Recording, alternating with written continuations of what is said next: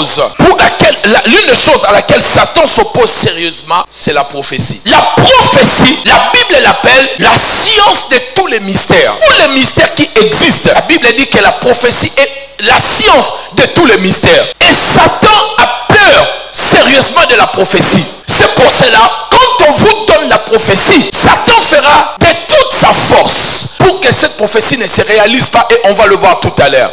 La prophétie est la science de tous les mystères. La prophétie est la compréhension et la définition de votre destin. Lorsque une prophétie est donnée, Dieu vous fait entrer dans la compréhension et la définition de votre destin. Ça veut dire que même si vous étiez en train d'aller à droite, lorsqu'on vous donne la prophétie, on vous oriente, on vous fait entrer, on vous définit votre destin, on vous montre ce que vous êtes censé de devenir. Et Satan, sachant cela, il sait que tu entreras dans la volonté de Dieu. Comme il est opposant, il viendra s'opposer à cette prophétie-là. Pas juste la parole, mais il vient pour que cette compréhension de ton destin, cette définition de ton destin ne puisse pas se réaliser. La prophétie, c'est de devenir détenteur de secrets divins. Quand on te donne la prophétie, quand il y a une prophétie que tu reçois, une révélation, tu deviens détenteur, gardien de secrets divins. Tu connais maintenant le secret divin. Tu connais le secret de Dieu sur ta vie ou sur la vie d'une personne. Tu sais ce qui va arriver même si cette personne souffre aujourd'hui. Tu sais ce que Dieu fera de cette église,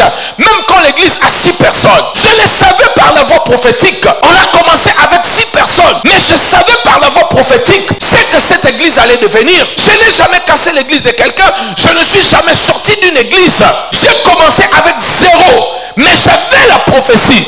Je savais ce que Dieu voulait faire avec nous. Tout était défini. Tout était là. Et bien aimé dans le Seigneur, sachez-le mes bien-aimés. Parce que je commence à parler. La parole de Dieu, tant qu'il n'est pas à vous, écoutez-moi bien, la parole de Dieu, tant qu'elle n'est pas donnée à vous, elle n'est pas encore la prophétie. Elle devient la prophétie dès lors Dieu parle à travers un prophète ou un de ses serviteurs en vous disant, voici ce que je vais faire. Voilà pourquoi la prophétie ne peut pas être combattue lorsqu'elle n'est pas encore donnée. Une fois que cela est donné, ce n'est plus la parole de Dieu seulement, mais c'est aussi ta parole à toi. C'est ce que nous appelons la prophétie. Aussi longtemps que la parole n'est pas donnée à toi, l'ennemi ne pourra pas te combattre.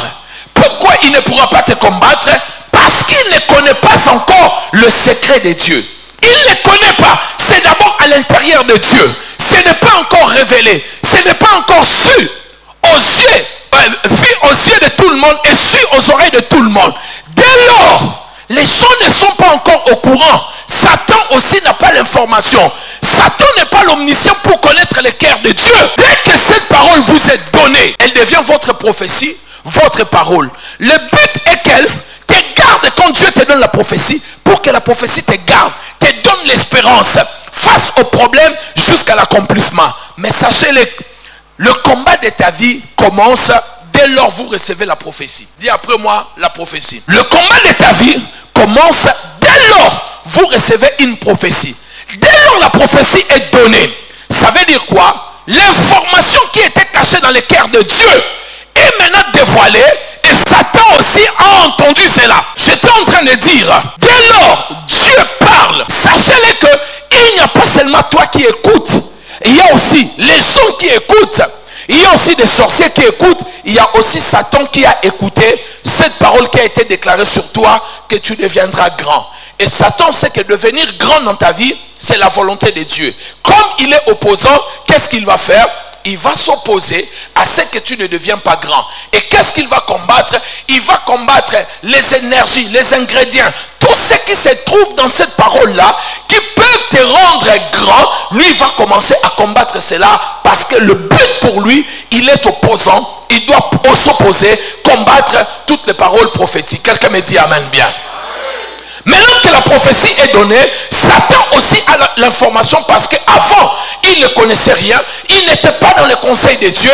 Il n'était pas dans le cœur de Dieu pour savoir, connaître et comprendre ce que Dieu voulait faire avec toi. Et comme il ne connaissait pas cela, comme il ne le savait pas, maintenant que la parole est donnée, alors bien aimé dans le Seigneur, qu'est-ce qui se passe? Lui aussi, il a accès, lui aussi, il a entendu. Écrivez ces principes.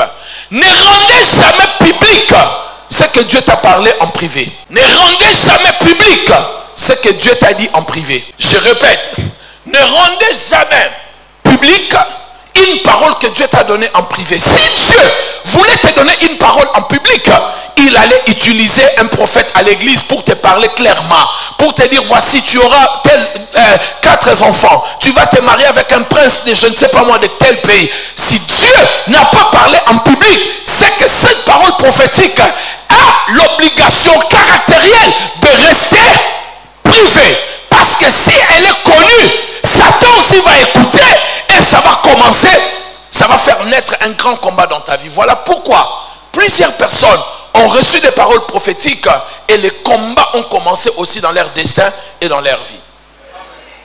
Est-ce que je peux entendre ton amen?